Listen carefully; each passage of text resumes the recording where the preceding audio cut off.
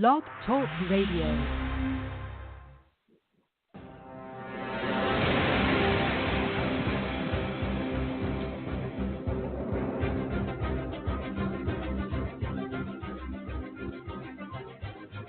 Ladies and gentlemen of America, I'll tell you right now that we live in a situation and in this country that is getting more and more out of control when it comes to unequal justice.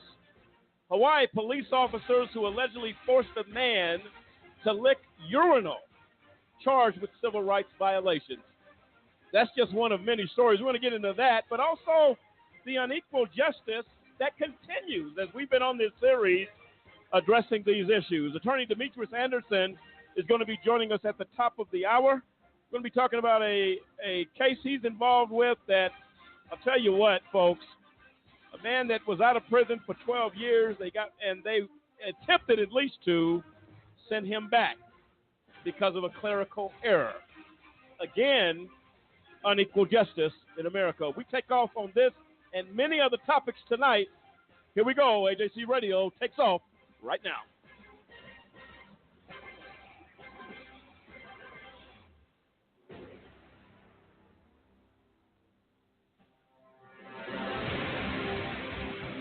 And there you have it. I'm Lamont Banks along with Cliff Stewart, Kendrick Barnes, Sampson Riddle, William Williams, and the entire AJC Radio team tonight, along also Lisa Stewart. Dennis is out of the studio tonight on a personal matter. But I'll tell you right now, folks, this is a discussion that has to be addressed. We've been talking about this week after week, and I'm appalled at the fact that officers, that those that wear the badge, and again, not all of them, but in this particular situation, as we talk about unequal justice, can somebody help me understand what you possibly were thinking? And this particular gentleman, my understanding, was homeless.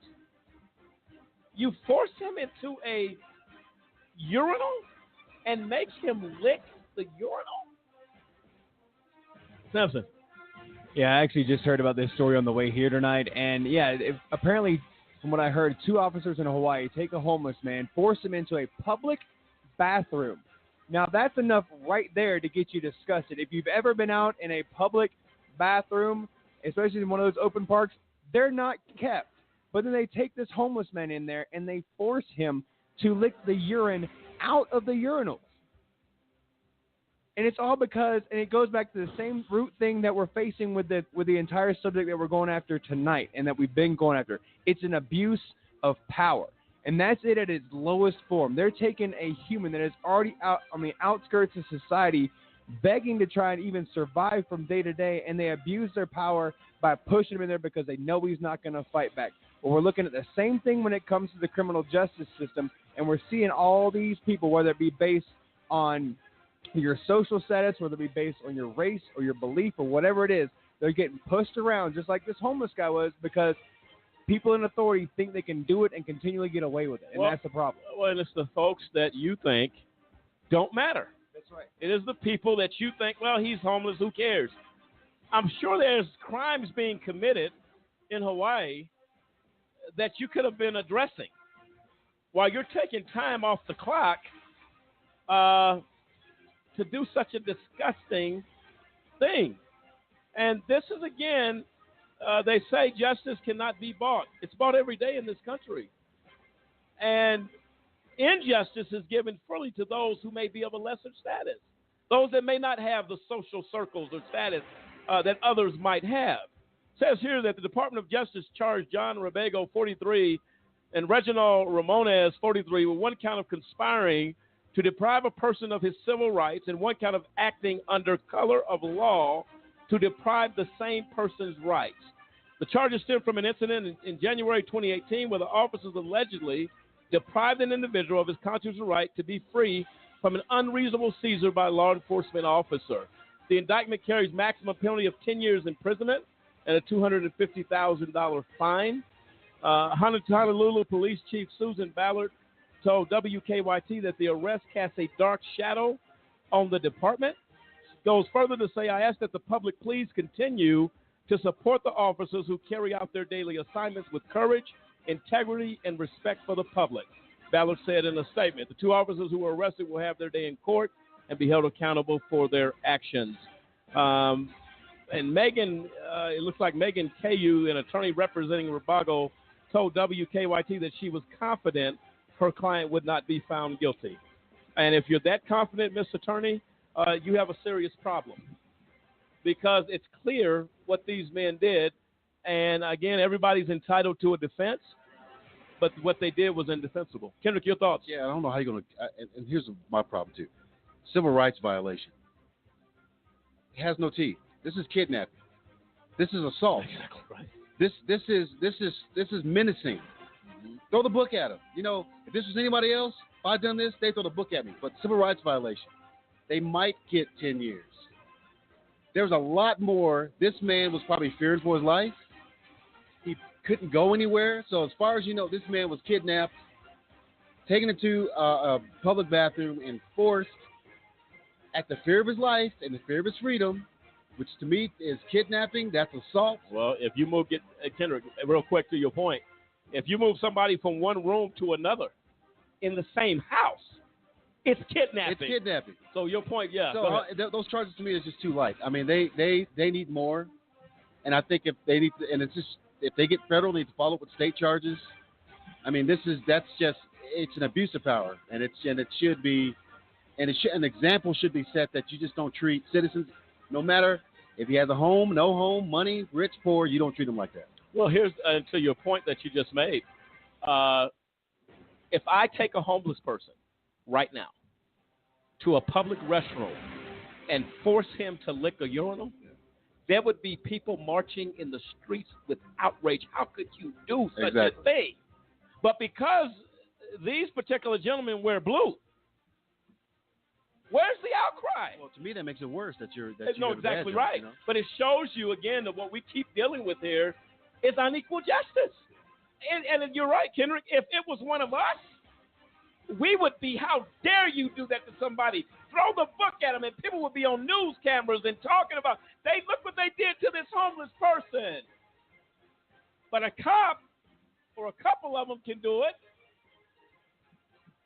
And an attorney has the nerve to come on and say we are confident. Maybe that's the politically correct answer as an attorney, that they will be acquitted and found not guilty. William, your thoughts? Well, I'm trying to read this and try to understand this, but it's pretty clear here that, you know, if the U.S. Department of Justice had not stepped in, there was going to be no charges. There's no state charges here.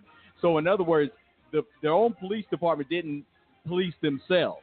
So they're not going to charge one of their own. And that's the thing that's really sad here. Like Kendrick was saying, if it had been one of us, there had been state charges right there for kidnapping, assault, whatever, anything.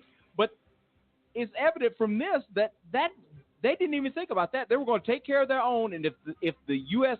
Department of Justice had not stepped in, this probably would have been, swept under the rug.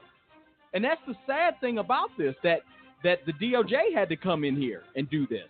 And so it's like, when are police departments going to start policing their own? And I know that's kind of what we're talking about, but it's ridiculous that they put this man to this and could have potentially gotten away with it. That's what's so sad.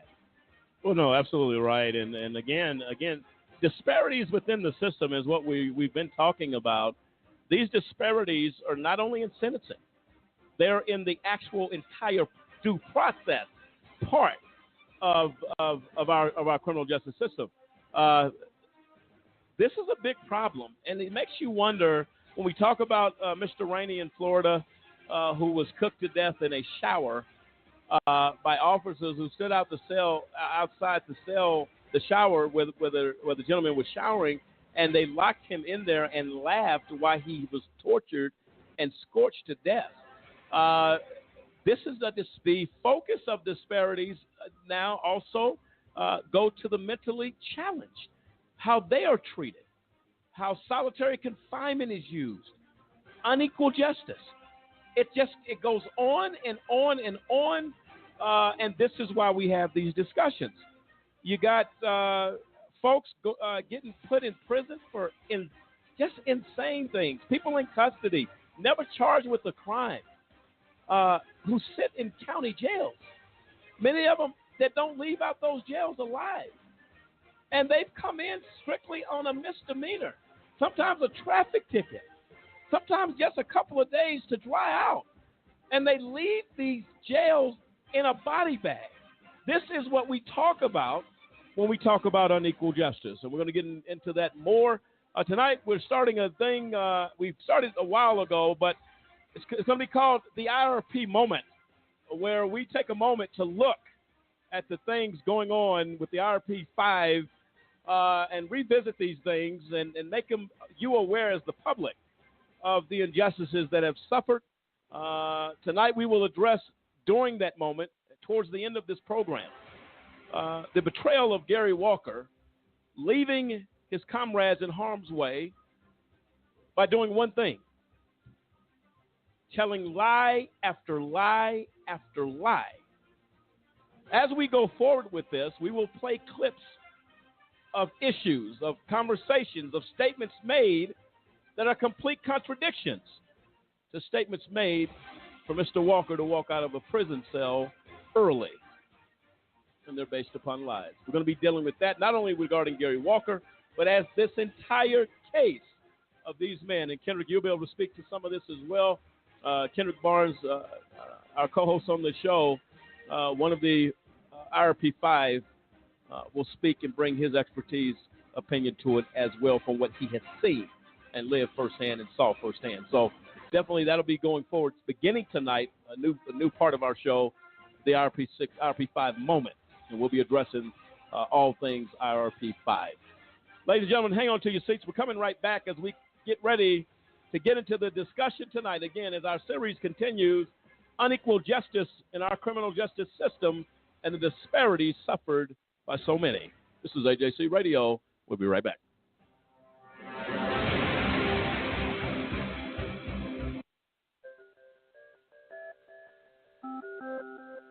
The United States houses more human beings in prisons than any other country in the world.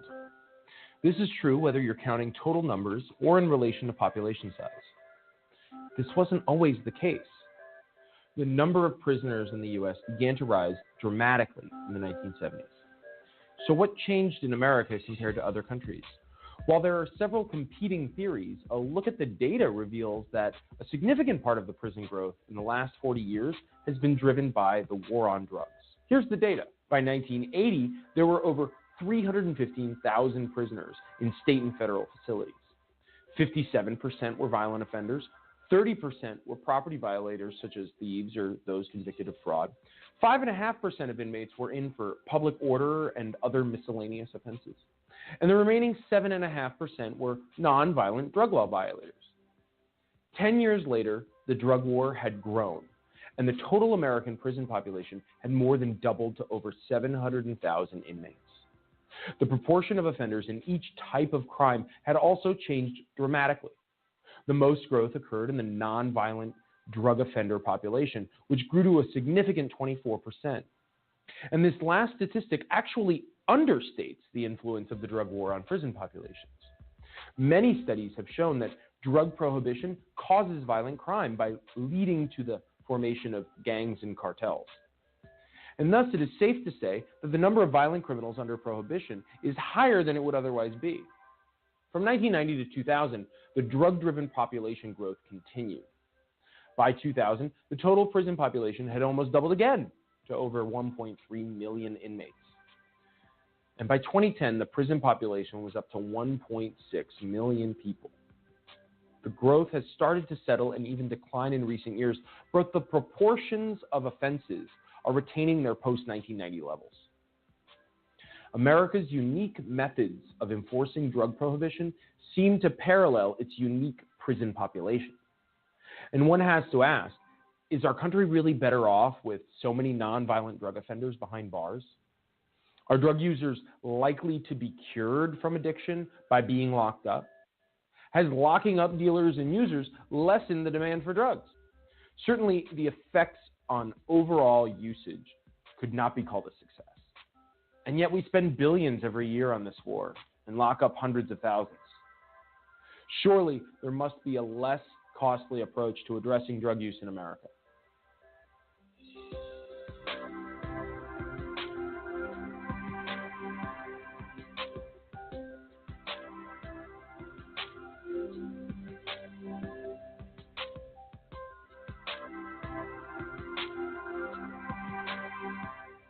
Do you know anyone who's been sent to prison who's innocent? The United States is experiencing record numbers of exonerations in cases where people were wrongfully convicted of crimes they did not commit. If you believe that no one should be sent to prison for crimes they didn't commit, there is something that you can do today. By remembering a just cause with a monthly, annual, or one-time donation, you can help in the fight against wrongful convictions. Call a just cause at 855-529-4252 or visit a-justcause.com and click the donate button. A Just Cause is a 501c3. Wrongful convictions are wrong. Let's be the voice of those who can't speak from behind the wall.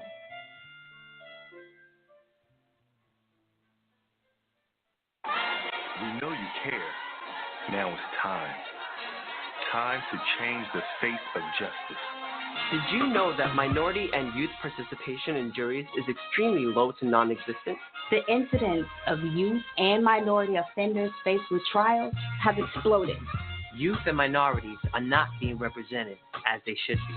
We must represent for people to get fair trials. If you acquire a state ID or driver's license, it allows you to register to vote, and it allows you to become eligible for jury service. If you're 18, a U.S. citizen with a state ID or driver's license, and registered to vote, you're eligible to be called for jury duty. If called and selected, make it your duty to serve. We can't get justice without you. Change the face of justice. Check your local county or state jury service website for further details.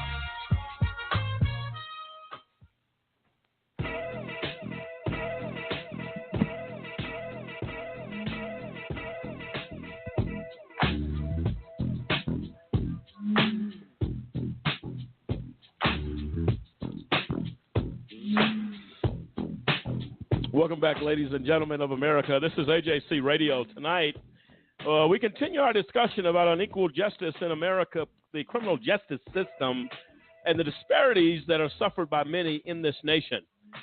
We talk about all the time, you know what, if I go to a courtroom, how will I be treated as an African American versus a Caucasian, a white person, anybody that or somebody coming, not even that, somebody coming from a wealthy status. Mr. Smollett, one who comes from the entertainment world. How does the district attorney's office in Illinois, Chicago, drop all charges against this man for what he did? 12 different counts, if I'm not mistaken. If not more, and it disappears. So it's not only a racial issue, it's a social status issue. Where do I fit in society? Am I an entertainer that am famous or on TV or all of these things that promote unequal justice? But for the average person, to be dealt with, as we talked about the homeless guy from Hawaii, no justice for him. Well, we're not too concerned about that. And then, you look, they were charged today, those officers were. But how many times have we seen officers charged? Because it looks politically correct. Ultimately, to go walk free, even at the death of folks that actually have passed away or have actually died in custody. We got Mr. Gray, who was in New York. I believe that was New York, Cliff. Baltimore, that's right. That they handcuffed in a van. It was six officers that were in transporting him. Yeah. And he died due to his injuries. And so. And that's unbelievable. We're gonna get more to that here momentarily. Cliff, we have a caller? Yeah, we got Hotep has a comment about these unjust things that we're talking about today. Hotep, thank you very much for calling. You are live. Hey there. It does seem as though the entire American system has, for hundreds of years, been structured to invert justice for blacks, Native Indians, and even females. And so it may be an equation that can't be balanced. So if we're looking at a card game and the person dealing the cards hides half the deck and cheats, expecting to win is a losing position. Marcus Garvey's conclusion may actually, I'm thinking the more I see what goes on every day, be a logical one, which is to leave Dodge City and, move back to Africa, because I don't really see the nation changing at all. The Democratic Party leadership will give us a few chicken wings once every 4 years, but they move us closer also to the gas chambers. And I don't know, I'm not very optimistic about America, Europe, Arabia, anywhere where dark humans were slaves. The entire ideological dogma is dark is at the bottom, and once in a while we may get a little escape in an NBA championship, but in reality it only empowers the same fiat currency and system that uses that power to further enslave us. It's almost like a circular reference. Everywhere you look, you end up back at the same point, generation after generation, year after year. You build up Black Wall Street, it's taken down. You build up Bill Cosby, and even though he may have done some bad stuff, it's no different from what many of the white major celebrities do. So I'm not optimistic. Well, we appreciate your point, and we're going to discuss that. Thank you so much for your comments tonight. We appreciate that. Samson, what do you think? If we were to the caller's point, we're in a situation where a lot of people are not optimistic that this changes. Well, the fact of the matter is, to his point, you can look around society today, and you can see injustice everywhere. Absolutely racially. We had a story on, I think it was week before last, where two people committed the exact same crime. One person was given 2 years and actually let to walk a few months later because of quote unquote time served, versus the other one got years behind bars, and the difference was the one that got years behind bars was a young black man, and the one that just got to basically walk was a young white man. That's a disparity. Then we go into the fact of, societal stance. We have the cases of these rich kids getting let off with, probation for what they call affluenza. They're so rich they don't know that rules apply to them. Right. We had a man this young man was underage, drunk driving, killed 4 people, injured 9 others, and walked. You never hear about that anywhere else except America, where our criminal justice system is completely twisted and basically on its ear. No, without question. William? Yeah, I was, to Samson's point, I believe we were actually talking about Brock Turner, the Stanford student that raped a girl, got what I think was 6 months probation, and you compare that to Brian Banks, who had spent 5 years, he was young, or 6 years in prison over a lie. Now, Brian's situation was the girl recanted, came back, said she lied. Correct me if I'm wrong. But the difference is you're talking about 6 months of probation as compared to 5 or 6 years over a lie. Well, let's break down the gentleman who raped, what college was it again? It was Stanford. He was a Stanford swimmer, I think it's right. He didn't only rape her. He raped her behind the dumpster. Yeah. And he left her there with the trash. Yeah. And you get 6 months. But Brian Banks, as you say, was accused of, and I believe, if I'm not mistaken, correct me, I believe that was an underage situation. The young girl was younger than he was, but not like younger like that.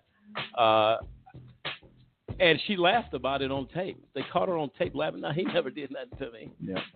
But you took 6 years of this man's life. And his football career and the opportunities he lost.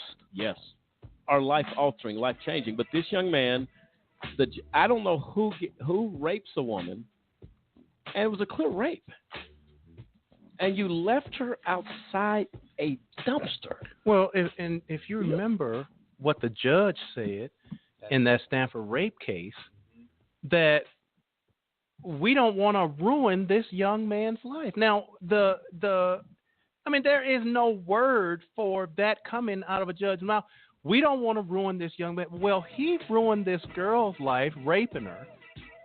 Then when he goes to court and she conjures up the courage to stand in front of the scrutiny of the entire world, being on national television, then you want to give him a slap on the wrist and basically tell her, you know what, you're really not that important. It's more important that this young man has a future and a career. That's more important than the human rights violation, the fact that he took from you something you can never get back. And of all people, the judge's response is, we don't want to ruin this young man's life. What kind of sickening crap is that? That's the disparity that we're talking about. That you have. I'm going to play a clip for you first, and then we're going to come back and comment on that, William. We'll get to you as well. And this is talking about no jail for the rich many times. And a statement was made last week that if Lady Justice has the blindfold off, there is no justice. Justice is supposed to be blind, that we weigh the facts and the evidence. And it's not something that we see other than that. Well, apparently Lady Justice can smell black people at times because it's not fair in the system. She may be blindfolded, but she can determine something's not right here. I just have to comment. No, absolutely right. Let's go to the clip. We begin with the sentence handed out in a Texas court that has stunned the families of 4 people who were killed by a drunk driver 6 months ago. It was Father's Day weekend. A young woman with car trouble was stranded on the side of a road late at night. The mother and her daughter had no inkling their decision to be good Samaritans to help out the stranded motorist would prove fatal. Neither did the youth pastor, who also stopped to help. But a teenager who'd been drinking heavily plowed into the group of people with his truck. That's the teen there. His lawyer didn't deny he was drunk when he mowed them down. They didn't contest any of the basic facts that the prosecutors presented. What they argued instead was surprising. Their defense, the 16-year-old who killed 4 innocent people, was a victim too, a victim of his family's wealth. They even gave it a name, affluenza. The judge agreed. The teen, who faced up to 20 years behind bars, got no prison time at all. Here's Randy Kay. He got drunk, then jumped behind the wheel of his pickup truck and plowed down 4 people in a drunken haze. So why isn't Ethan Couch behind bars? Keep in mind, he's just 16, too young to legally drive with any alcohol in his system. And in this case, his blood alcohol measured .24, 3 times the legal limit in Texas. Eric Boyle's wife and daughter were both killed. We had over 180 years of life taken, future life, not 180 years lived, but 180 years of future life taken. And 2 of those were my wife and daughter. Investigators say surveillance tape shows Couch and his friends stealing beer from a Walmart store in June.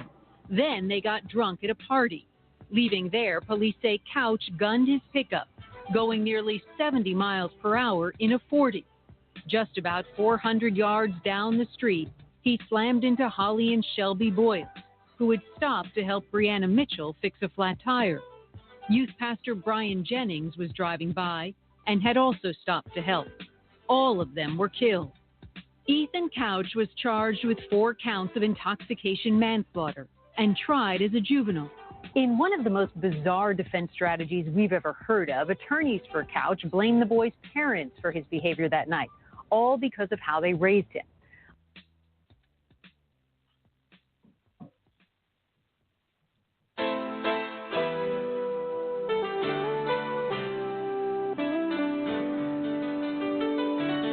Well, there you have it.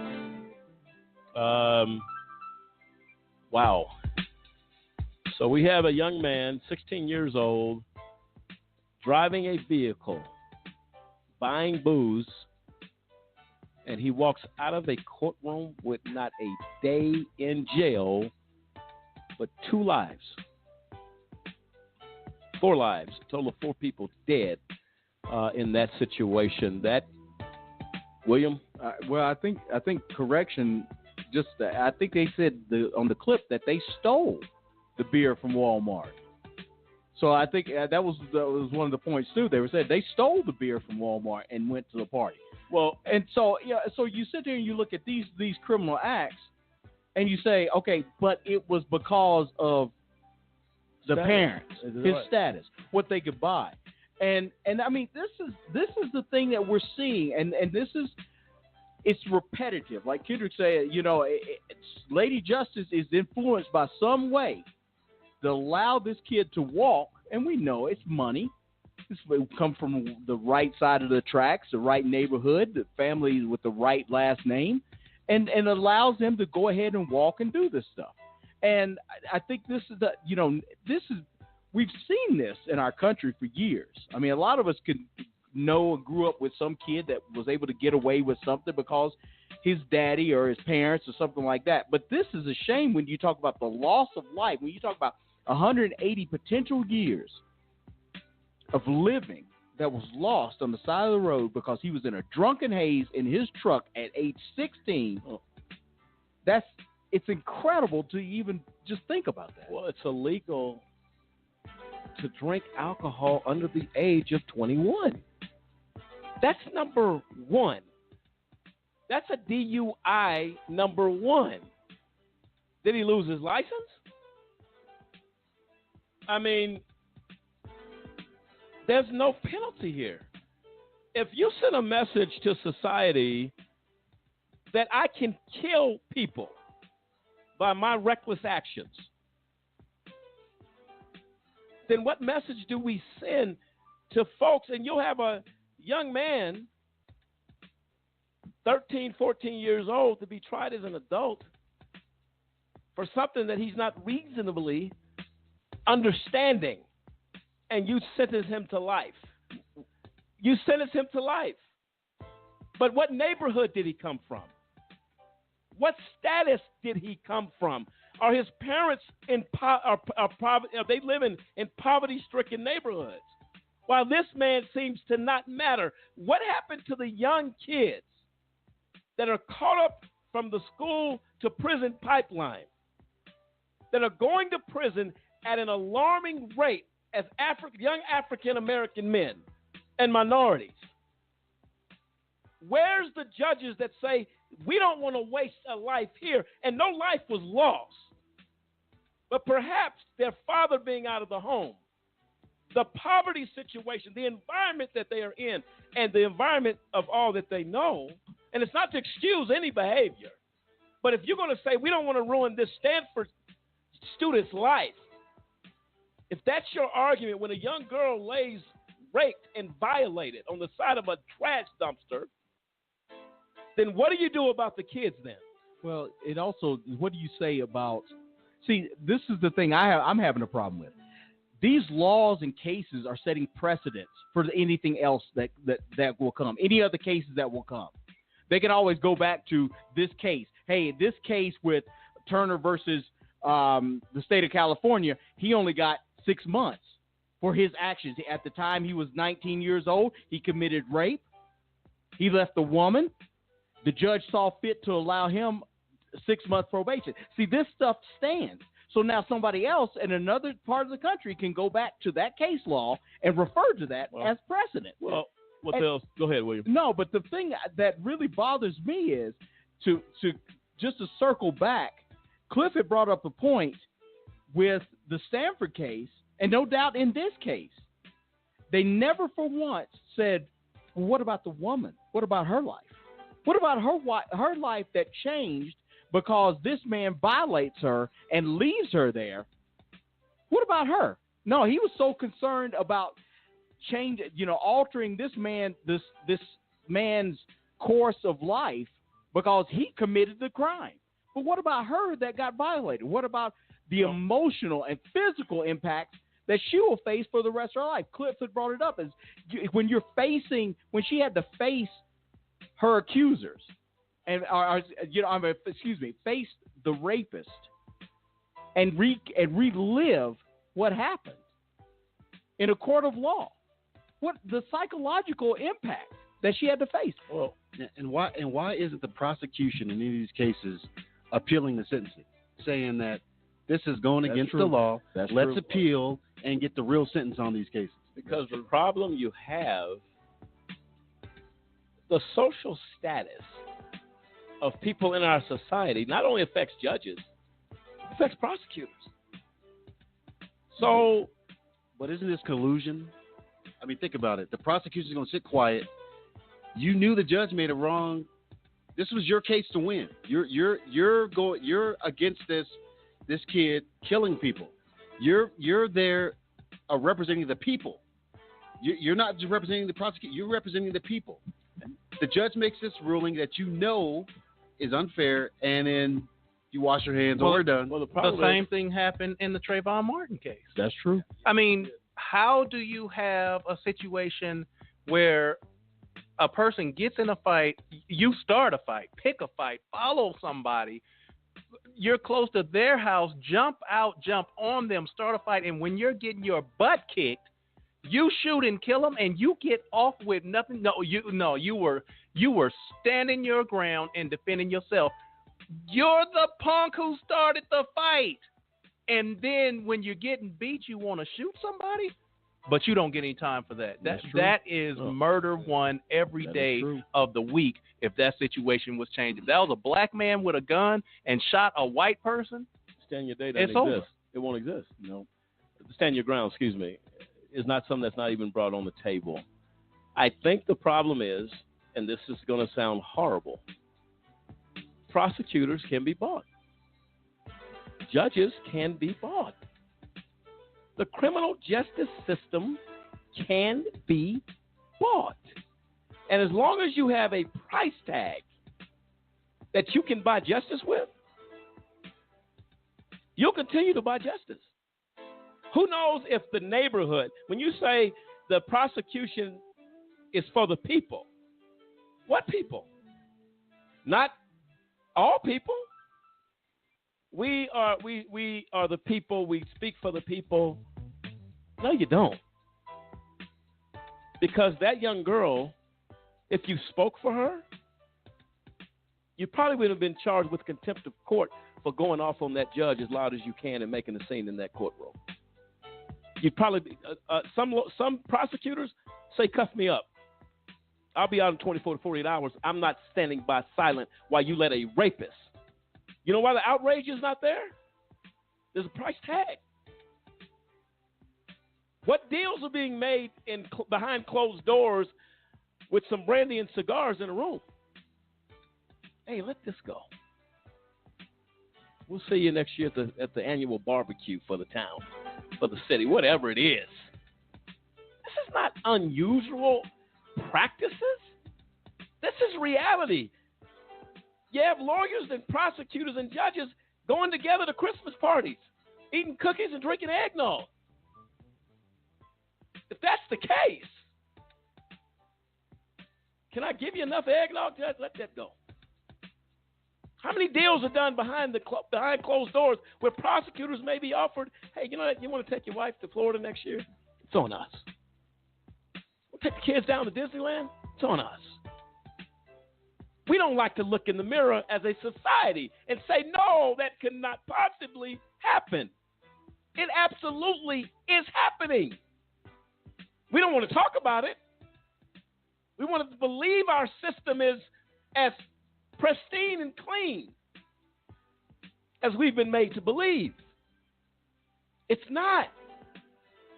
And until we as a society say it's not what we think it is, that people can be bought and prisons are overfilled today because of a price tag. The state of Colorado, the judges' wives are shareholders in and owners of the halfway houses for profit. The wives of judges. Conflict of interest. If I'm the wife and I run Comcor and I have an interest of profit, you think I'm going to tell my husband, honey, give the guy a break? what she's probably saying is, "Oh, honey, Christmas is coming. Can you get more people for me to fill some beds? Fill a few more beds." Well, and even when you look at the prison system, these private-run prisons that are given a contract guaranteeing them a 90% occupancy rate. How do you guarantee there will be crime in the coming year? We guarantee you that at least 90% of your beds will be filled with criminals for the entire year. How do you make that unless, that is an open contractual violation of the law. You can't just lock people up with a guarantee. I guarantee you we're going to send you some people to lock up and make money off of. Well, that's basically what the state-run system is saying, and the judges are in lockstep with them to ensure that it gets done. Well, the problem you have with that, it begins to cloud over, if you will, the judgment. And how much effort then is put in to correct these folks and give them a chance to re-enter society and be productive. If I've guaranteed you 90% occupancy, I'm going to tell you something, whether it's spoken or unspoken, it is a message to the people that work within the industry. Continue to fill beds. Cops, lock more people up. Stop people more than you've been doing in the last calendar year. Charge them with crimes, maybe misdemeanors, but we can get them in the halfway house. Thus, our wives can make a profit. Thus, that's money back in money. This is reality. So you can't set a precedence like that and not have behind closed doors dealings and talk and discussions. This is corruption at its highest level. Well, even to add to that, when you look at this, there are things like sentencing guidelines, and there are things, but I'm just looking at this whole big picture. If you can afford to represent yourself, then okay, you could buy a level of freedom. But most of the people cannot. So they give them these plea deals that are just these crazy deals, and they're forcing them to take it because they don't have the means to defend themselves, to pay for an attorney that could adequately defend them. So basically, they'll say, "Hey, man, 10 years you'll be out and whatever." They're putting these package deals together, and basically they're selling this justice system one way or the other. You either going to give them money or you're going to give them your time. And then when you look at sentencing disparities, you're talking about where the sentencing guidelines for drug possession that happens in communities where they're impoverished or minorities as compared to, the nice neighborhoods. Look, the sentencing guideline is another avenue and a door to oppress and to do acts of intimidation against the defendants. At the end of the day, outside of a legislative law, judges have broad discretion of how they sentence. Now, the reason mandatory minimums is being challenged at the level that it is, because you can't have a minimum mandatory sentence because every case is different. Every circumstance is different. And then what do you do with a first-time offender who's never been in trouble with the law? We have a mandatory minimum. You heard on the show a couple of weeks ago, the judge said he was saddened because he was forced under law to sentence this man to this amount of time. He said, "I wouldn't sentence you to this." So what we have to look at, this is not just one isolated area. If a judge is conflicted, one judge retired and said, "I can't do this anymore." And he happened to be a judge, I believe, Cliff, he came on talking about he had to sentence somebody to the death penalty. And we were talking about the inhumane side of those things. And he said he couldn't do it. He had to leave the bench because of it. This problem is so big. The disparity in this country is so big. And if it was just sentencing, maybe legislatively we could look at that. It is from the time you get arrested, from the time you get accused, The IRP-5 are prime examples of injustice and the disparity in this country. 6 IT professionals without any criminal record, doing nothing but the right thing. But they're black men and one Italian American that sought out to make a difference. And you have a judge sitting on a bench biased against a pastor, its church, and against these men without merit, without cause. And it is without cause because from the bench, you don't see color. You're not supposed to. I don't see that these are IT professionals. I don't see nothing but justice and the right thing. That is what it was meant to be. LaWanna Banks Clark, dead at the age of 56, from a system that failed her, that failed her family, her church, and the pressure was too much. You want to talk about disparities? You want to talk about, oh, we got the best system in the world? If that ever comes out your mouth, you haven't lived in justice yet. Because it is far cry from the best system in the world. It doesn't come close. And when lives are affected, as they have been, and the IRP-6, now known as the IRP-5, have suffered 7 years in July behind the wall. It is unacceptable. And we will attack it. We will call it out. We're going to call it what it is. It's injustice. It's wrong. And all we want to do as a society is sit up and make excuses. Well, we're not perfect. Then act like you're not perfect and do right the wrong that you've done to these families, to the victims, those that have died behind the wall fighting for justice, who have been killed. If you want to right the wrong, then right the wrong. And quit making excuses of why we are where we are. We are where we are because as a society, we have remained silent too long. And we fail to stand for justice and to fight against this type of nonsense. As I said before, body bags are filled every day in this country. At some prison, at some jail, Khalif Browder hanging on the side of his house, banging up against the house where his mom comes out and finds her son dead, hanged by a air conditioning cord around his neck because of the injustice. A man sitting at Rikers Island for 3 years and never was convicted or even charged with a crime, and was assaulted. And he said, before I go back inside, I will take my life. And his mother said in an interview she never got the sound of that banging up against her house out of her head. She died shortly after that.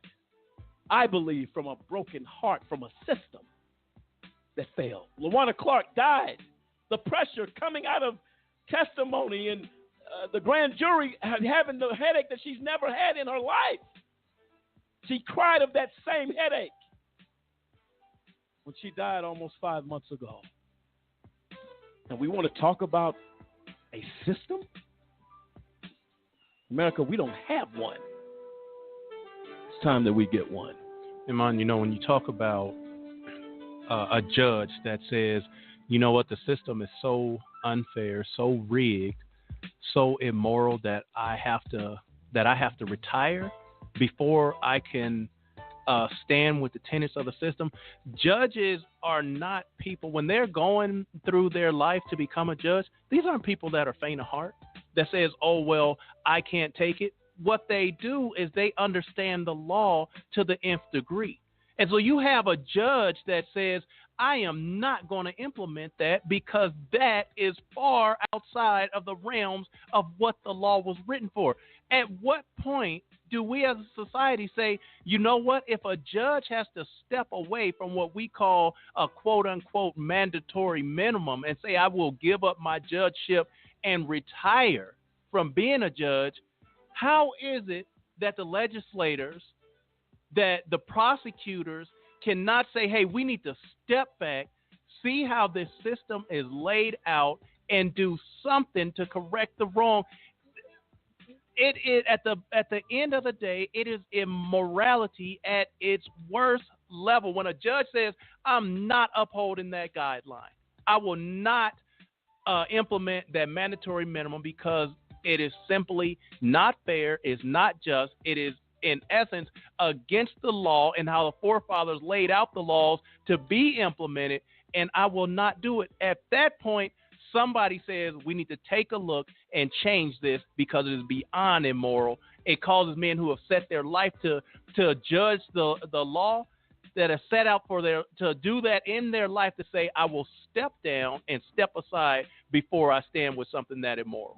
Well, look, this is something that has to be dealt with, has to be discussed. And DeClint's point is absolutely right. Nobody wants to have this conversation. We're going to have it. Because until we become outraged,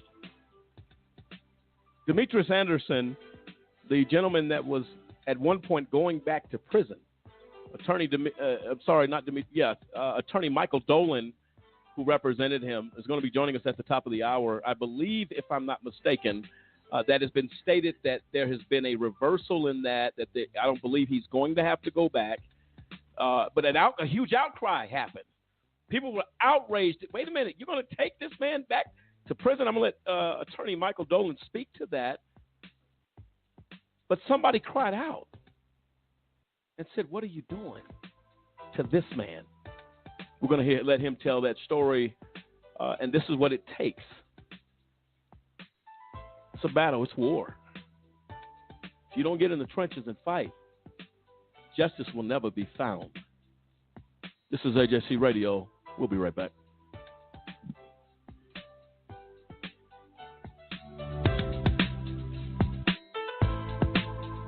Do you have a big brother? Well, I have a big brother, and I'm pretty sure that you and I experience some of the same things with a big brother. Big brothers will always be big brothers, right? I'm sure you'll agree. Well, my brother gets up in the morning. He takes a shower, heads to work, and at some point during the day, he's going to exercise and get that workout, as we all do. And, of course, depending on what's going on, he's going to sit down for 2 or 3 meals during the course of his day. And also, depending on what else is going on, he'll probably get caught up on current events and maybe take a few moments to turn a page in a book. How about your big brother? Some of the same stuff, right?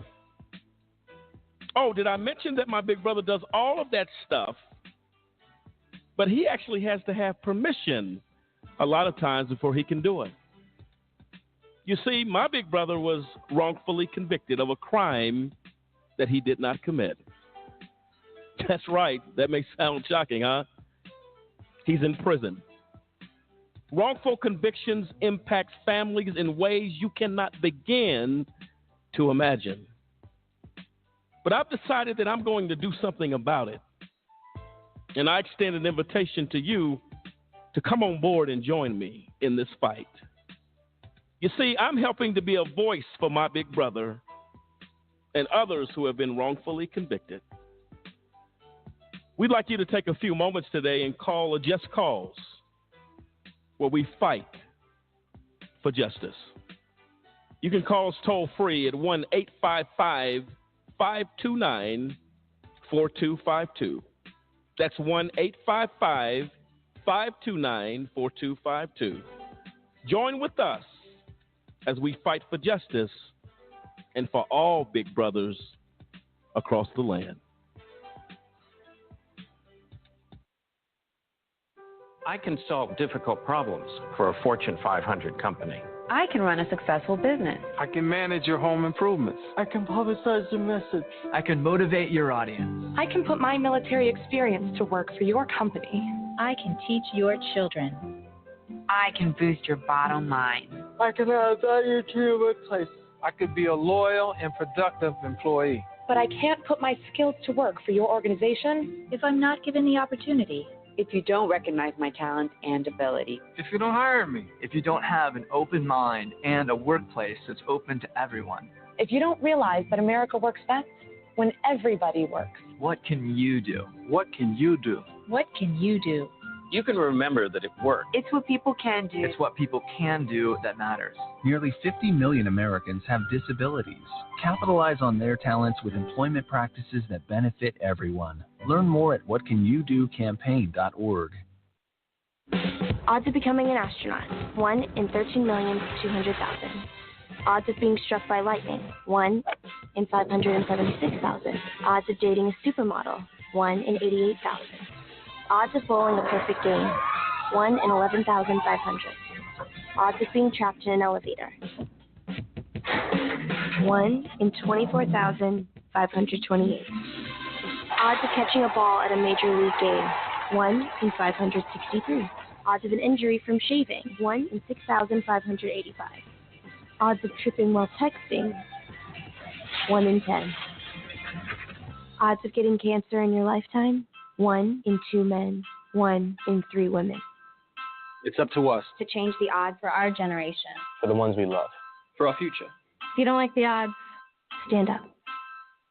Stand up to cancer.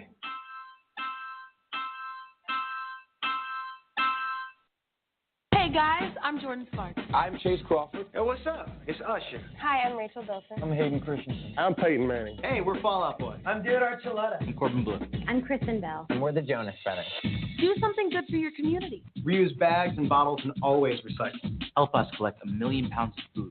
Help people prepare for natural disasters. Do something about homelessness. Anyone could be a rock star in their community. So then do something. Do something. Do something. Do something. Visit dosomething.org to find out how. Congress shall make no law respecting an establishment of religion or prohibiting the free exercise thereof or abridging the freedom of speech or of the press or the right of the people peaceably to assemble and to petition the government for a redress of grievances.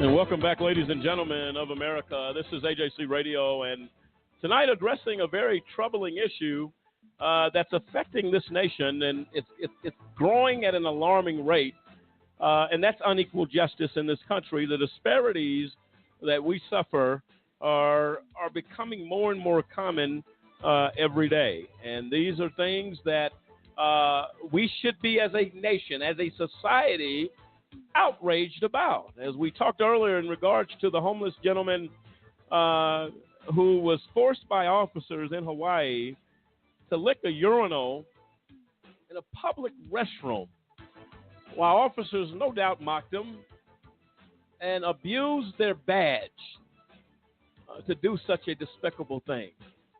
This is unequal justice. Does that happen in the ritzy areas of this country? Does that happen in Beverly Hills? Does it happen in the higher economic circles and neighborhoods in our country? You don't hear of it if it is going on, but you go to Skid Row. Go where folks are who are struggling to find out where the next meal may be coming from. Go to poverty-stricken neighborhoods and take a look at how they're treated. It's unacceptable, and it needs to be addressed, and we will continue to address it. Right now, we have the honor and the privilege of being joined by a man who I have a great deal of respect for, who I've seen recently in the news. Attorney Michael Dolan was scheduled to come on this show last week, and, of course, we had issues out of our control. We couldn't bring him to you, but we are honored tonight that he took time out of his schedule to joining us. And in regards to the Demetrius Anderson situation, again, looks like it's changed some. I'm going to let him tell that story. And let me first introduce you to Attorney Michael Dolan. Good evening, Mr. Dolan. Hi, how are you? We're doing good, and thank you so much for your understanding last week. And we're honored and to have you on this show tonight to speak as we talk about unequal justice in this country and the disparities facing folks every day in this nation, and you caught my attention as I observed an interview a few weeks ago on CNN with your client Demetrius Anderson, and the outrage that sparked from this type of injustice that looked like was headed in a very difficult and bad way. And I thank you tonight for joining us to have this discussion, because I think it fits definitely to what we're talking about, in spite of the fact that this may be ending well, at least in a better way. But the fact that it even was attempted, to me, is an outrage on its highest level. So thank you again for joining us tonight. Well, thank you for bringing this issue and issues like it to light.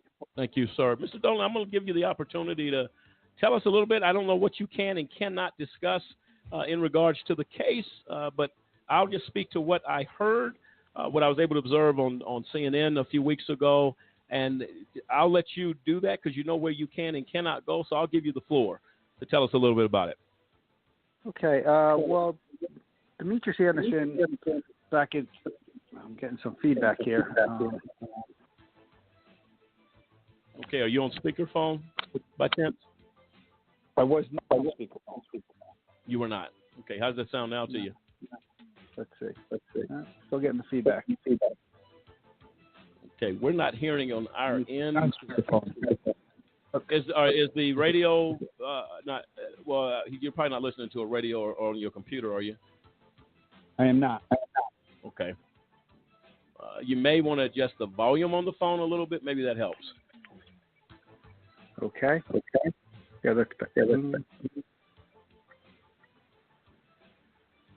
all right, let's give it a try. Okay. I'm gonna fight through the feedback. All right. Okay. So Demetrius Anderson was taken into custody on forgery charges in Connecticut in early 2005. Or it might even have been 2004. And then he was held in Connecticut. The federal authorities lodged a detainer on him and asked that he be transported down to Pennsylvania to face additional charges down there involving counterfeit currency. He was processed down there, and the case took its normal gestation down there, which took about a year, where he ultimately pleaded guilty and was sentenced. He was returned to Connecticut after receiving a 16-month sentence in Pennsylvania. Upon his return to Connecticut, he received a 3-year sentence with the credit that he had received, and with time on parole. He was released in 2006. Upon his release, I assume that Connecticut did its normal records check to see whether there was any outstanding warrants for his arrest or detainers lodged against him. Apparently, finding none, they released him, and he went out into the community,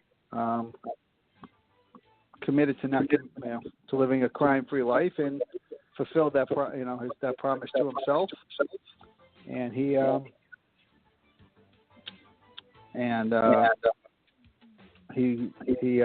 maintained employment for the next 13 years until one day the authorities knocked on his door, and as he stated it, you would have thought they were coming for Bin Laden.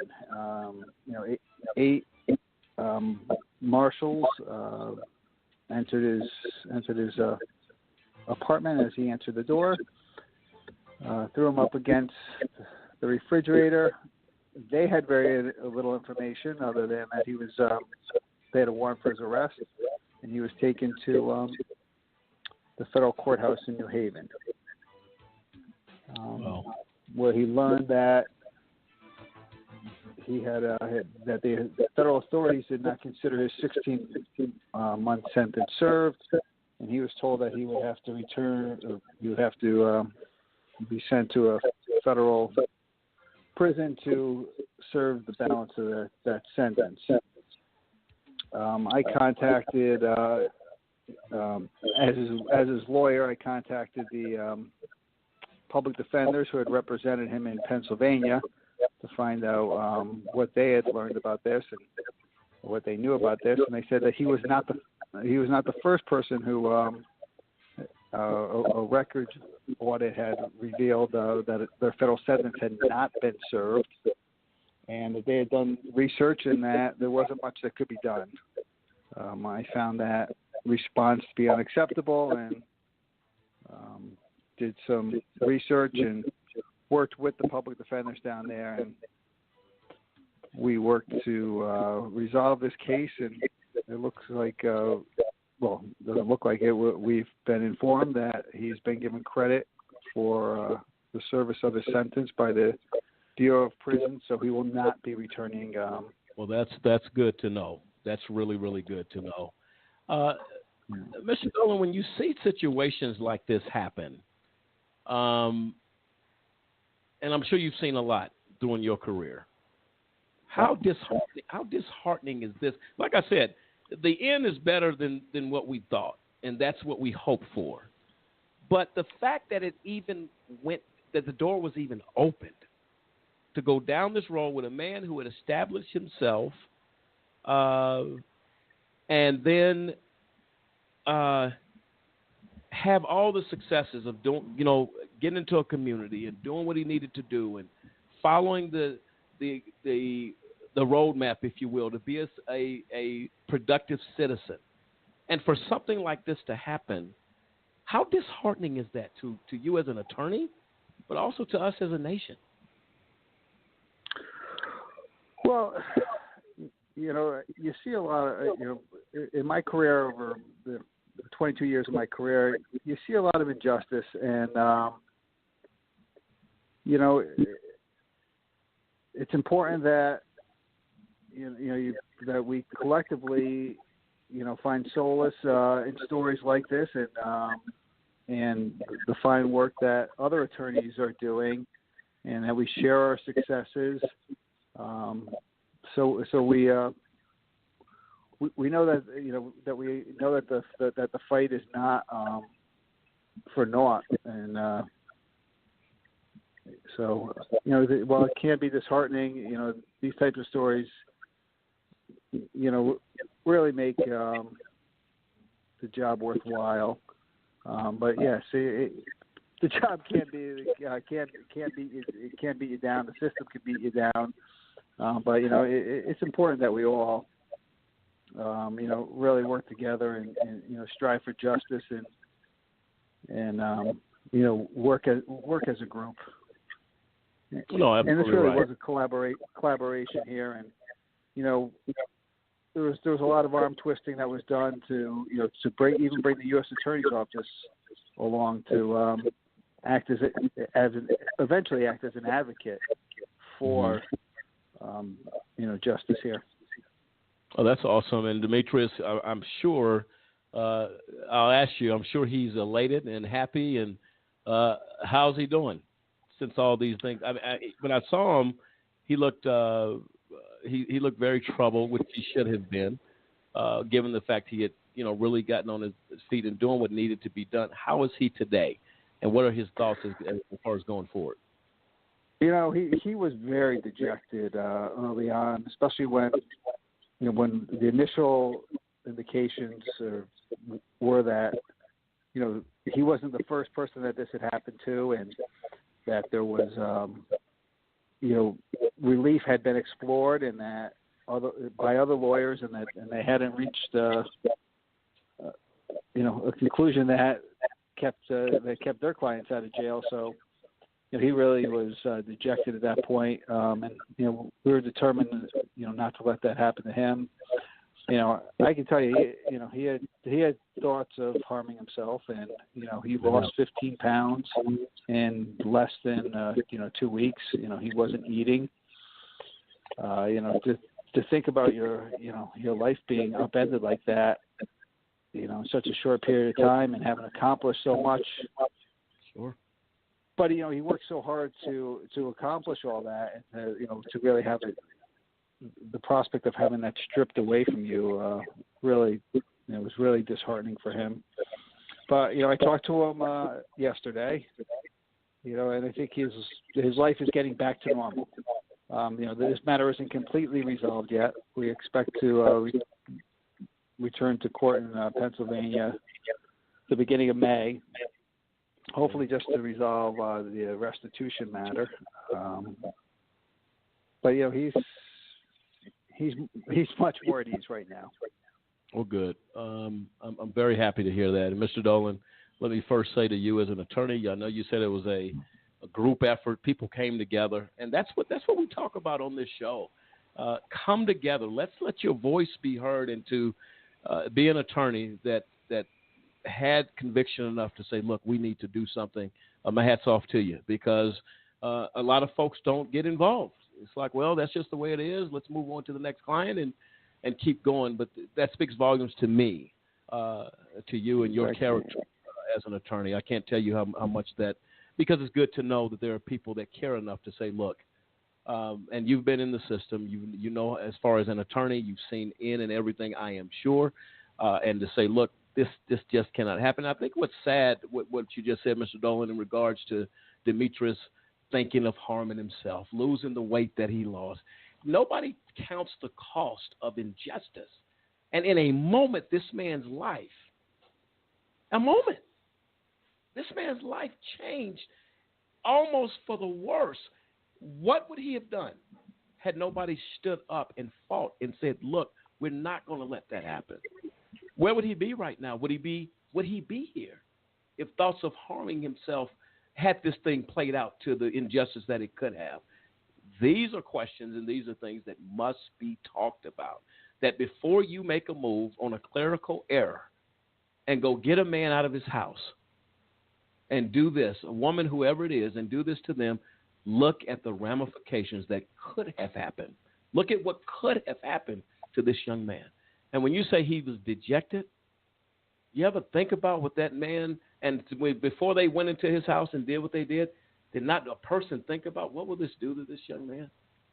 Why has America lost its human kindness? The humanity that's missing in this country is incomprehensible to me. Well, Mom, we've talked about it on here time and time again about how, people in authority or any type of basically any way that somebody can set themselves above another human being in this country to look down on them, then they just they write them off. They write them off as, they're not worth anything. No, they're not worth anything to society. And that really is what, helps them to, I guess, justify their actions. But I mean, Mr. Dolan was talking about it. This guy, he got out of, he got released and immediately went to bettering himself. He didn't go out there and try and start, getting back in the game or, acting up, going crazy. He went back and started rebuilding his life. He went back and did what what society truly wants for anybody that's going there to be rehabilitated to do. He went out there and he wanted to get back to being a contributing member of society. And then they go in there with some SEAL Team 6 maneuver to snatch this guy out of his house and threaten to throw him right back in because they made a mistake. The people in power made a mistake. So we're going to punish you. We're going to punish you, Mr. now upstanding citizen, because we made an error. Mr. Dolan, if I heard you correctly, did you say they slammed him up against the wall in his house when they came to get him? That's my understanding, yes. Okay, here's what's confusing to me. I haven't done anything. Now, you shouldn't be slamming me up against the wall had I done something. I'm not even a threat. This is a clerical error. So I'm just, as far as Mr. Anderson is concerned, he's getting up, maybe making bacon and eggs. And next thing he knows, he's getting slammed up against a wall for doing absolutely nothing because a clerical error was made. So, look, get up against the wall, you animal. Are you kidding me right now? This is unbelievable to me. This man is, and Mr. Dolan, how long was he out before this happened? 13 years. Okay, so 13 years later, I'm going to work, paying my bills, having a few barbecues, some Christmases, Thanksgivings, and out of nowhere, I'm being slammed up against the wall in my house. Not because I committed a new crime, because we made a mistake. Let's get this, whatever they call it. Let's also note that his convictions were for nonviolent offenses. Wow. So there's no history of violence. So you had no reason. He's not resisting because you slammed him up against the wall 13 years later. That's incomprehensible to me. But that's the culture. This is the culture of our society that we should be ashamed of as a society. We're not. Well, I think the thing to me, as you listen to this, it's this constant oppression. I mean, this man has 13 years. He's been contributing to society, and like you said, Samson, he's going on with his life. He's putting this stuff behind him. He's saying, "Listen, this is what I'm going to do." But you see fit to oppress him just one day, and cops just rush his house, and then I'm sitting there thinking, okay, 13 years later from a clerical era, who in the world is even looking at this stuff? I mean, that's the kind of thing that I'm sitting there thinking, who would even be looking at this case this many years later? This man obviously hasn't done anything, but you just see fit to oppress him, or No. I don't understand. Well, there's no logic to it. There's just no logic to it.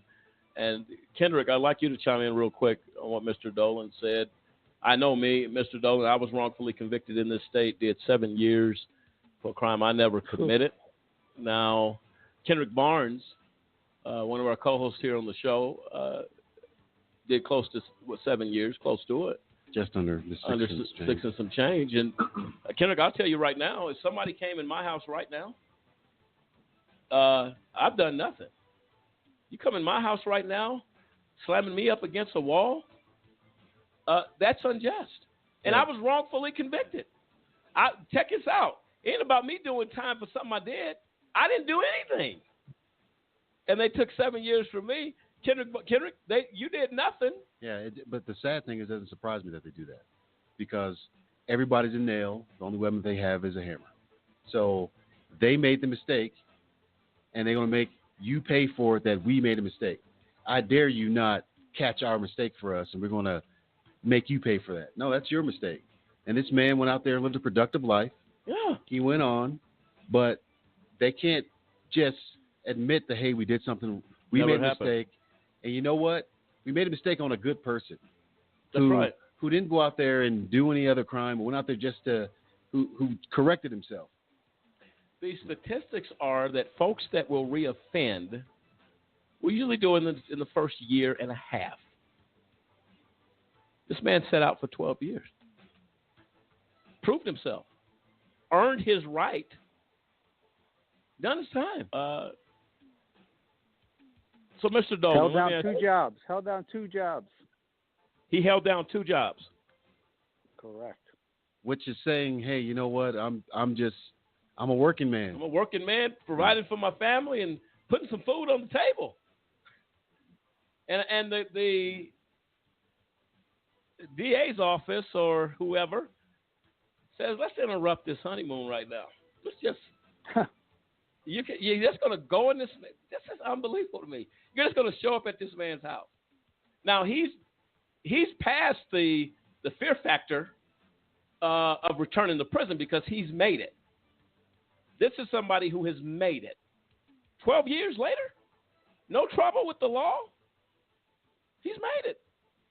He's as much a citizen, an important part of our society as anybody listening to this show, and has every right that every other person has in this country. He's earned that. And you go up in his house after he's working 2 jobs, probably was tired. He's working 2 jobs to make sure he does what's right. And the state says, let's go ahead and have some fun. Let's play RoboCop today.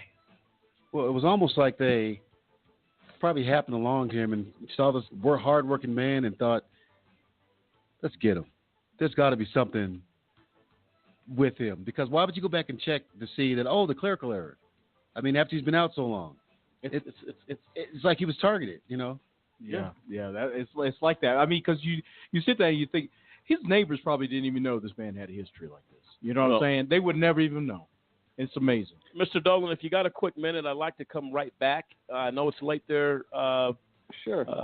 On the East Coast, but I'd like to come back and get your out to some other comments. Unless you want to make those now, we can pause on that exit right now. I'm happy to come back. Okay, it'll be a few minutes. We'll bring you back.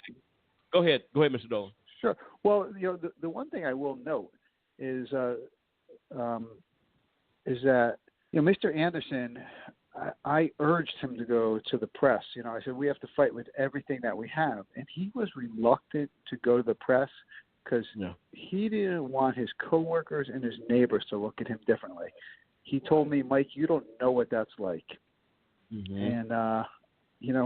And I urged them. I said, you have to fight with we have to fight with everything, we have that you have, and I eventually got him on board, but it was not an easy task. He was reluctant to do that because, he didn't want to have eyes of dispersion cast upon him. So, just following up with what you gentlemen were just talking about, that it's difficult. It's a difficult burden to bear. So. Absolutely. And I'll tell you what, you're urging him to go forward may very well be his saving grace, because look, people became outraged when I saw it that night. I immediately wrote your name down. I said, I got to talk to this attorney. I got to talk to Demetrius. This is outrageous. And and the likes of you, Van Jones, and other groups, got on board and cut 50, and a lot of good people. Don Lemon, they shared, they shared in this mission here, so very much appreciated. No, and we appreciate what you do every day, Mr. Dolan. We're going to bring you back, get some closing thoughts from you, and this has been informative, I guarantee it. Ladies and gentlemen of America, Attorney Michael Dolan talking about and chiming in this conversation, school justice in America and the disparities facing a nation out of control. In this case, because of the outcry against injustice. Mr. Anderson is a free man tonight. Tip our hats to you, Mr. Dolan. This is AJC Radio. We'll be right back.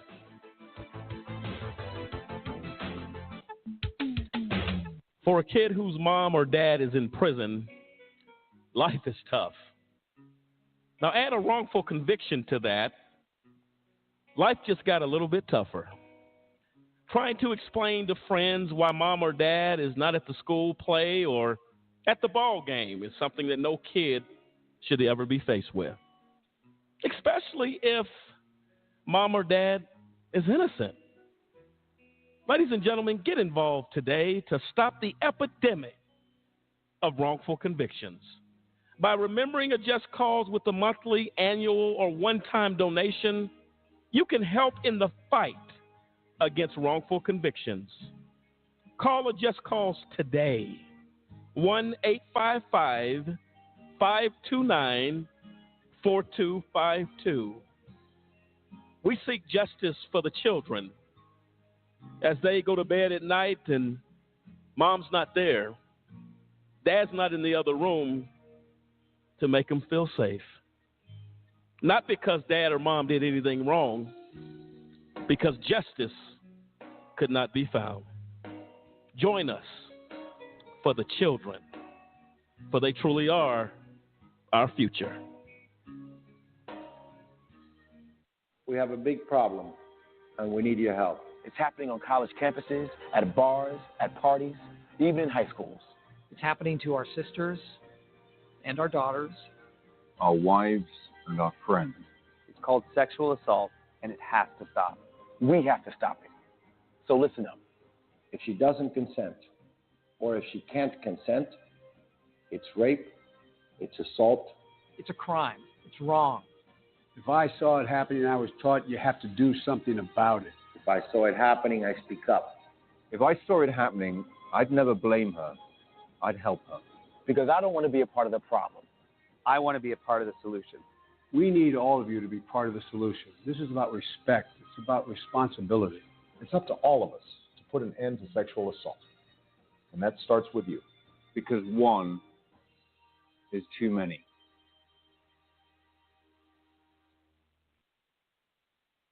The criminal justice system has a set of rights created to protect you. But do you think it's really protecting us? You had a right to remain silent, but that really means you had a right to be silenced, doubted, interrogated, suspected. The color of your skin can and will be used against you in the court of law. In their hands, we're incarcerated 5 times more often than white people convicted for the same crimes. You have a right to attorney during questioning. In some states, 80% of criminal defendants can't even afford an attorney. So an overworked public defender controls your fate. One government employee, countless lives at stake. You had a right to be innocent until proven guilty. But somehow, about 47% of the wrongly convicted are black. And if they do prove you're guilty, they're going to write you a run-on sentence, on average 20% longer than white defendants accused of the same crime. Even if you get out, you're still not free.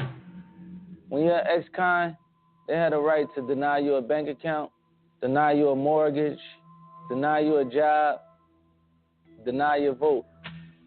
And if you don't remain perfect, with the smallest slip-up, smallest infraction, the most honest mistake, you're going to join us, the 80% who come back to prison within 5 years, as I did.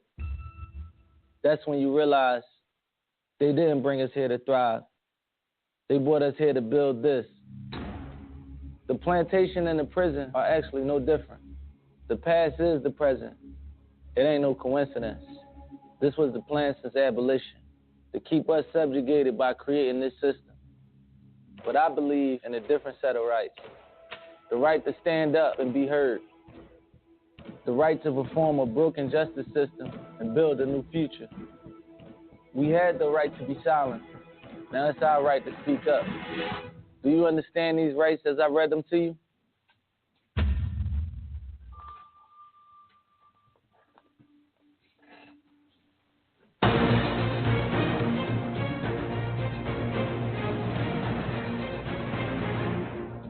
Ladies and gentlemen of America, this is AJC Radio. As we come back tonight, and really a sad state of affairs in this nation, of unequal justice, the injustice that is suffered by many across this nation, but the continued pursuit of injustice by those that wear a badge or sit on a bench or sit in a prosecutor's office is unacceptable. We have decided to challenge the injustice, to speak out against those things that many people just will not speak out about. AJC Radio Just Cause organization is committed to fighting against all injustice wherever it is found. Tonight we've had the privilege of being joined by attorney Michael Dolan, discussing with us his perspective and what he's brought to the table in this discussion.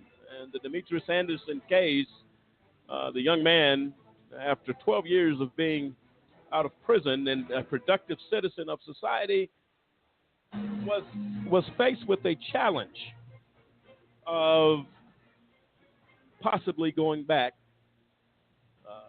on the inside. And due to the voices of many and the work of attorney Michael Dolan, Demetrius Anderson is free tonight and will remain that way other than some technicalities that have to be worked through. Mr. Dolan, thank you so much for coming back with us on this show. We appreciate you again for taking time tonight and being a part of this discussion. We appreciate it so very much. Well, I respect what you guys do. I appreciate what you guys do. We all do our part trying to make this country a better place, and by bringing injustice, to light, helps us all and makes us a better place. No, absolutely. And Mr. Dolan, I want to give you an opportunity to give your closing thoughts to our listeners across this country of why is it, in your opinion, is it so important that we have these discussions, that people are at least made aware of? Again, I believe that without the push and going to the media, Mr. Anderson may very well be behind bars right now. But people spoke out. And why is it important that we speak and use whatever platform we have, and others that may have a platform? Why is that so critically important? Not only in the Demetrius Anderson case, but in cases probably by the thousands that people are facing these issues.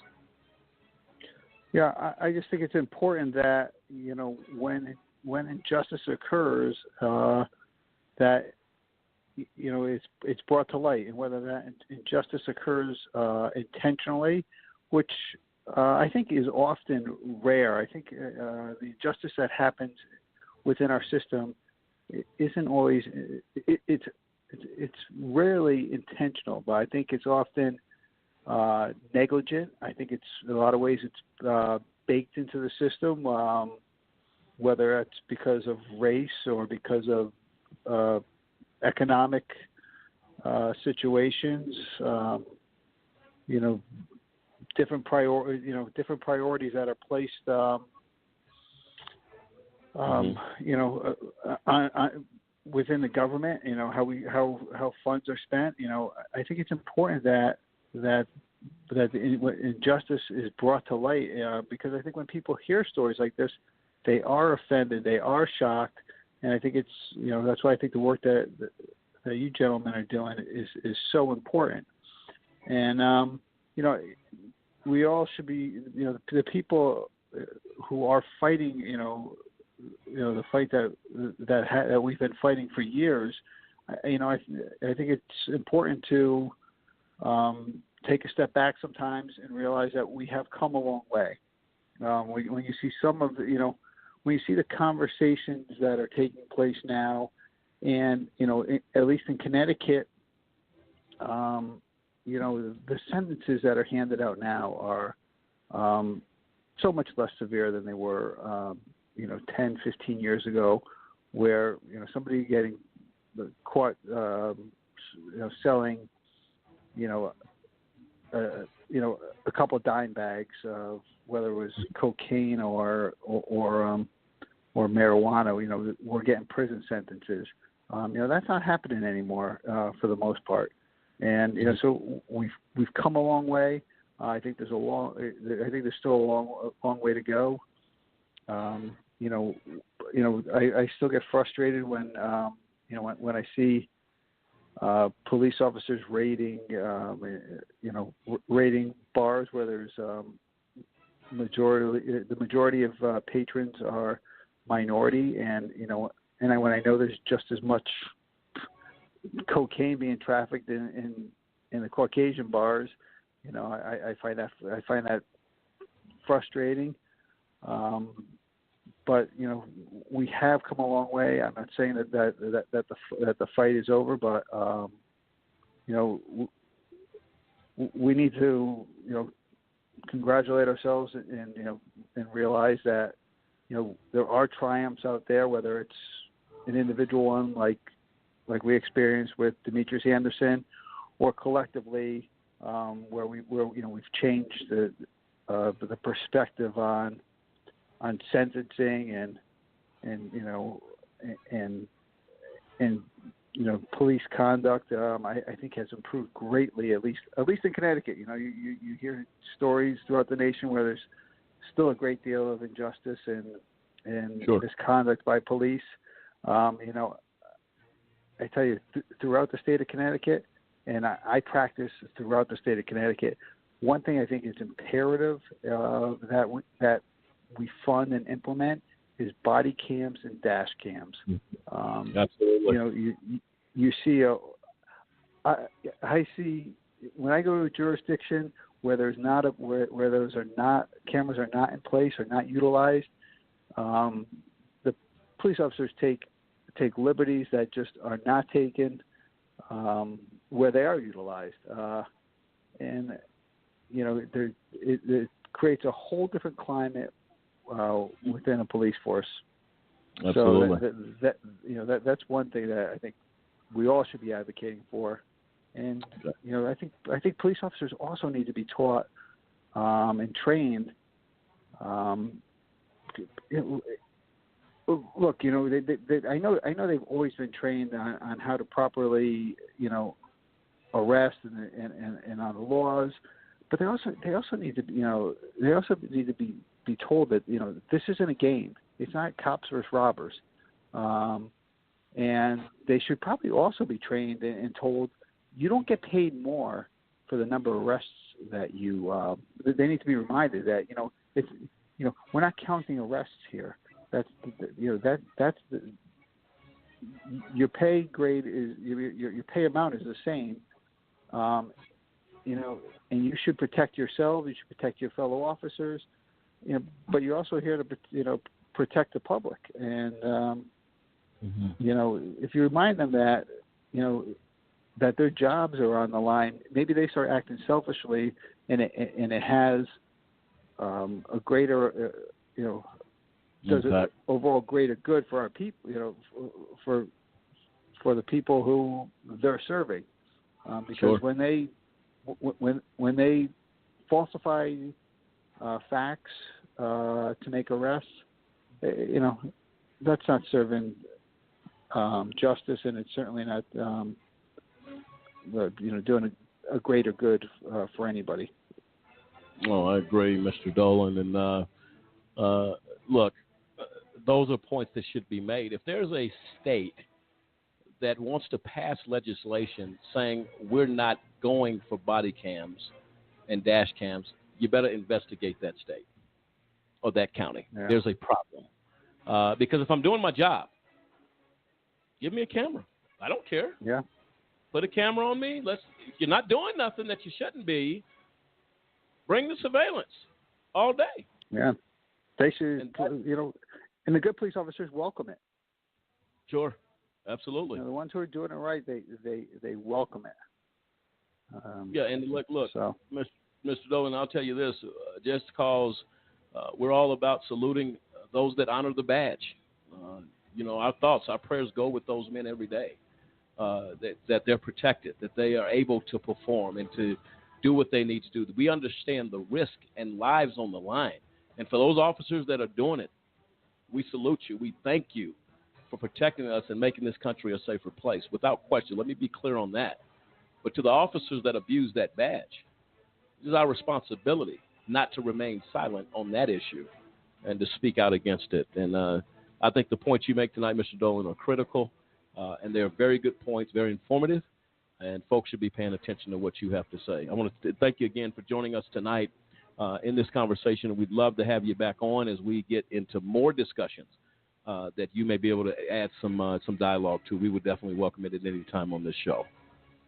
All right. Well, I appreciate it. I'll stay in touch. Thank you. Okay, Mr. Dolan, take care. All right. Good night. All right. There you have it, folks. Attorney Michael Dolan, attorney for Demetrius Anderson. He's added a lot. Samson, your thoughts on Mr. Dolan? I think he should be commended. I mean, the fact of the matter is that he's pushing his client to say, hey, look, you need to go. You need to get out there. You need to get your voice heard. I mean, he's honestly like a kindred spirit of this show, this organization. Like, that's exactly what we're trying to do for every single person that's been a victim of injustice, that's been wrongfully convicted, that's been put behind, the wall for any amount of time with no just cause to justify them being there. I mean, that's what this organization is based on. That's our complete mission. That's what we're here to do. So to have him as an attorney, granted he's up in Connecticut, but to be working and pushing like that, for his clients, I mean, again, he's to be commended. And I would say to any others that are out there listening, like, this is what we need more in our country. This is what we need to change the justice system from the modern day slavery, flesh for cash kind of thing that's going on, to an actual system where the citizens of this country can believe in it and believe that they can go out there and get justice regardless of their social status, regardless of their race, regardless of any other factor. No, absolutely right. Well spoken, Samson. And that's what we all believe at this table tonight, that there is something that can be done, must be done. As this injustice, as I said earlier, the attempted act of injustice against Demetrius Anderson, there should be people held accountable for that. That's wrong. Just because an outcry came and your plan was derailed, the fact that a plan was even in place to do such a thing, you should be answerable for that. This is AJC Radio. On the other side of the break, we're coming back. The IRP's 5 Moments is next. We'll be right back. Ladies and gentlemen, can I ask you a question? Did you know that there are over 2.4 million people behind bars in the United States? I'll ask you one more question. Were you aware that that is the highest number of people behind bars in the entire world? The United States makes up of only 5% of the world's population, but we have over 25% of the world's prison population. America prides itself on being the most advanced and progressive nation on earth. However, sadly, we are also the world's most archaic. I'm going to give you a personal invitation to get involved with the fight against mass incarceration. Take a few moments to call 1-855-529-4252. That is a just cause, and we fight for justice. Again, call a just cause today. Don't delay. Call 1-855-529-4252. It is time, and I say high time, that we take America's incarceration seriously. Won't you join us? Call today.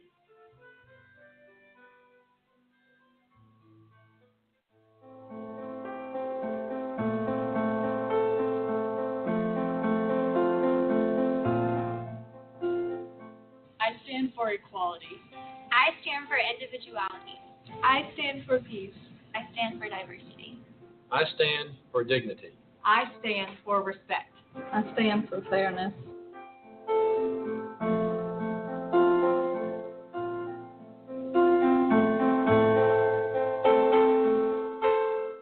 Red, yellow, black, white. We're all the same color. When you turn out the lights.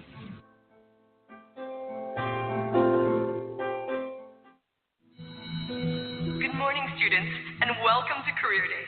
I hope you're excited to hear about all the great things you can do when you grow up. Hi, everyone. I'm Emily. I'm super excited to introduce my dad because he's my hero. When I was little, my dad was away a lot, but I was okay with that because he was doing this really important work driving ambulances in Iraq. Now he's at home, which is great for me because I get to see him every day now. And he's still the biggest hero I know because he tells all the ambulances and the fire engines where to go and rescue people when there's an emergency.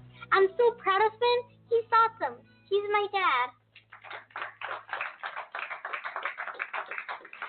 If your service-connected disability prevents you from continuing in your civilian career, Voc Rehab offers counseling, training with a living allowance, education, and other services to help prepare you for your next mission. I can solve difficult problems for a Fortune 500 company. I can run a successful business. I can manage your home improvements. I can publicize your message. I can motivate your audience. I can put my military experience to work for your company. I can teach your children. I can boost your bottom line. I can add value to your workplace. I could be a loyal and productive employee. But I can't put my skills to work for your organization if I'm not given the opportunity. If you don't recognize my talent and ability. If you don't hire me. If you don't have an open mind and a workplace that's open to everyone. If you don't realize that America works best when everybody works. What can you do? What can you do? What can you do? You can remember that it worked. It's what people can do. It's what people can do that matters. Nearly 50 million Americans have disabilities. Capitalize on their talents with employment practices that benefit everyone. Learn more at whatcanyoudocampaign.org.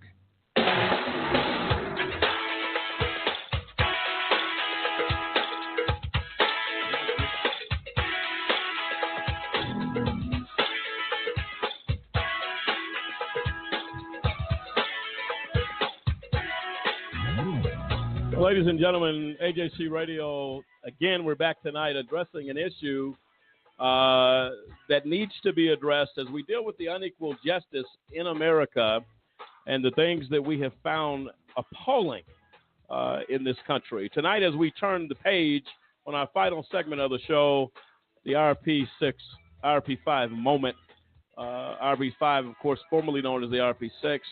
Tonight, we talk about one of the IRP6 who has taken upon themselves, we believe the public needs to be made aware of just what the actions of Gary Walker has done as far as to totally speak lie after lie after lie in regards to get out of jail free card, but he left without his integrity. He left without honor. Kendrick Barnes, a co-host on this show, is a man that stood true to his integrity and to what he believed, and that was the fact that these men were not guilty of anything. Tonight we play for you the words of Gary Walker, who made a statement, said that he didn't know that he was the CEO of the company, that he was under some type of spell, if you will, some type of spell that made him have an epiphany in a jail cell, which was absolutely false. These are things we are going to address and deal with tonight during the IRP 5 moment. That will be played every time on this show in a consistent manner. Right now, I want to play a clip of Gary Walker that contradicts the words and the lies that he has stated in regard to these men. And we still defend the innocence of Gary Walker as part of the IRP6 because he was innocent. But in order to get out of jail, he went to a level of dishonor and no integrity at all. Let's hear the clip.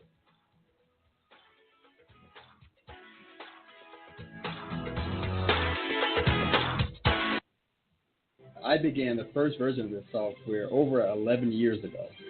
This represents a significant investment of time for me.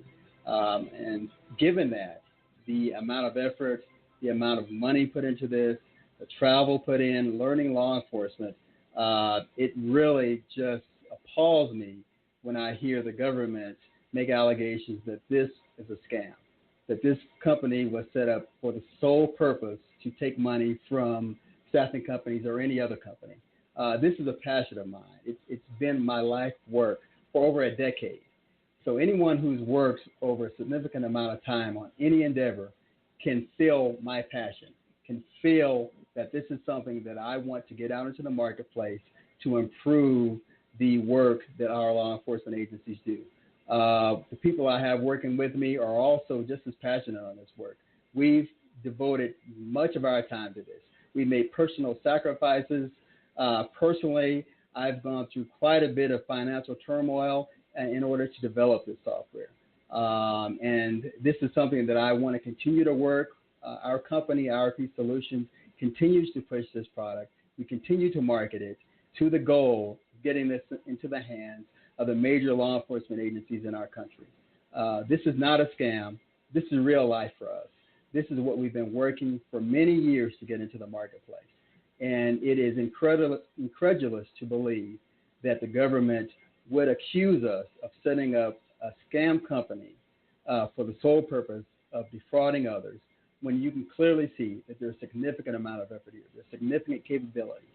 And from the major law enforcement agencies we've talked to, this is some of the best software on the market.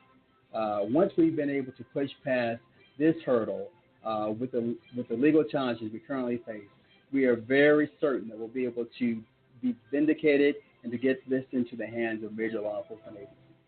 This software was developed in part during the duration and the time period of 9/11. During one of our trips to New York City, we stayed in a hotel across the street from the former World Trade Center. Being on the 50th floor of that hotel, we were able to look down at the gaping hole left as a result of that tragedy. And it really hit home for us that we have something that can help prevent future incidents like this. One of the reasons that incident occurred is that different agencies had information about the terrorists that they were not able to share amongst other agencies. Well, our Silk software does just that. We also think back to the Washington, D.C. sniper. Potentially, lives could have been saved if information had been shared across agencies. Our software does that. So we as a company have a passion about what we deliver. We realize that this is software that can make a difference in people's lives. It could save lives. We are passionate about our work. We are passionate about delivering silk into the hands of major law enforcement agencies. Being an entrepreneur now for many years, this is a dream. And a dream of a business for an entrepreneur is not something that he can give up on easily. I've worked many years to get this software put in place, to fund this company, to get this software into the hands of users. That's a dream that does not go away easily. Even with the current law and criminal allegations against the company, that has not deterred our drive to get this software into the hands of the right people. We're certain that this software, being in their hands, can help them do much better law enforcement work to benefit our country, to benefit people across the world, because this is globally capable software. Having worked in the software for so many years and seeing its evolution, I know that this can make a difference in law enforcement. I read an article recently that talked about entrepreneurs. It talked about why they're so passionate about their work. And the reason is that when you work on any project over a period of 5, even 10 years, it becomes part of your personality. The company, your products become a part of you. It's not something that you can easily give up on. And in fact, one entrepreneur stated that when he had to close his company, it was like a death in the family. That's what I'm fighting against. That's what IRP Solutions is working to continue to have this company be operational, to show others, and to get past our current legal struggles so that we can have a viable company delivering a very valuable product for law enforcement and to benefit the lives of Americans.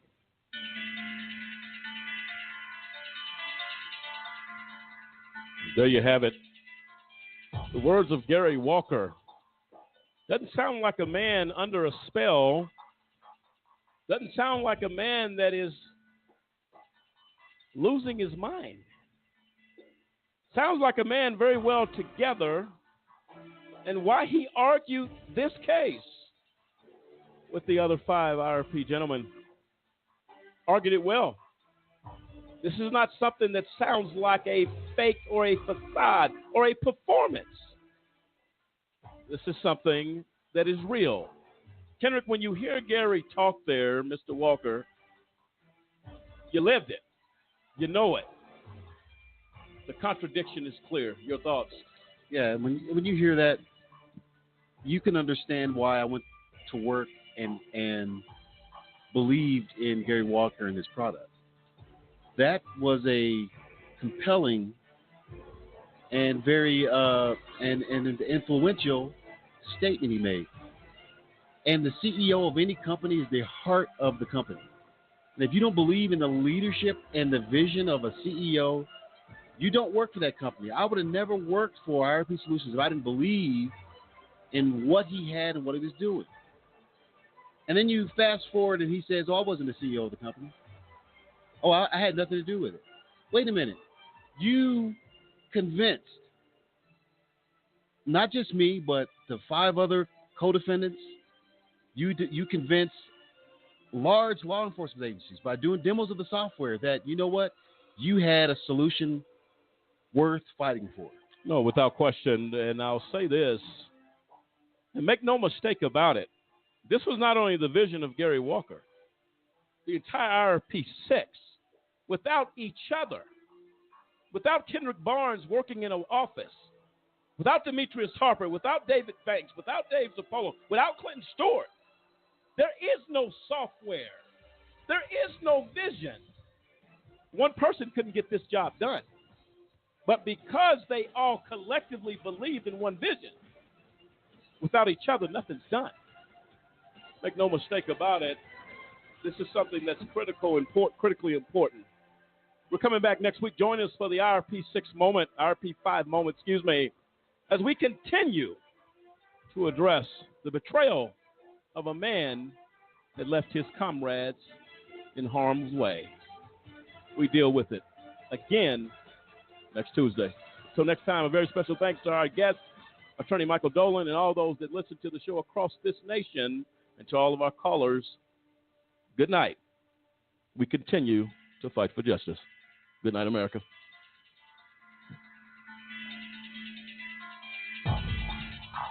I think that the discretion that we say DAs have, they should have. When I was a DA 30 years ago, the crime rate was ridiculous, the drug problems were ridiculous.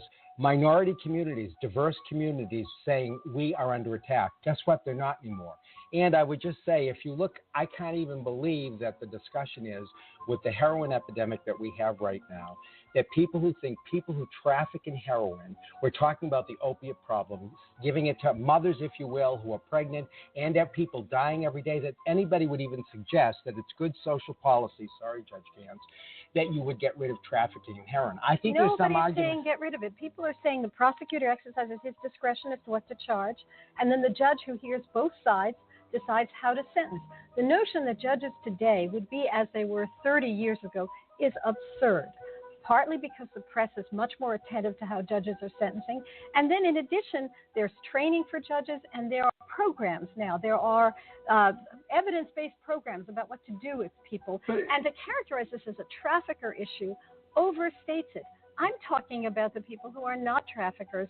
DA lower level who get lumped. So you think traffickers, then it's fine for them to have mandatory sentences? You wouldn't be upset with that? No. I don't need a mandatory sentence. If I had someone who was trafficking large quantities of heroin, I would throw the book at them. But I don't need the notion of a mandatory minimum, it doesn't affect what the sentence is going to be. It affects who the sentencer is. Bill, it seems to me prosecutors get total discretion and they have none, meaning in light of the fact that 90% of cases are ultimately there's a deal, right. You can hold. You have the ability to hold a mandatory minimum sentence over a defendant's head to get him or her to plead to whatever you want with the judge totally out of the picture.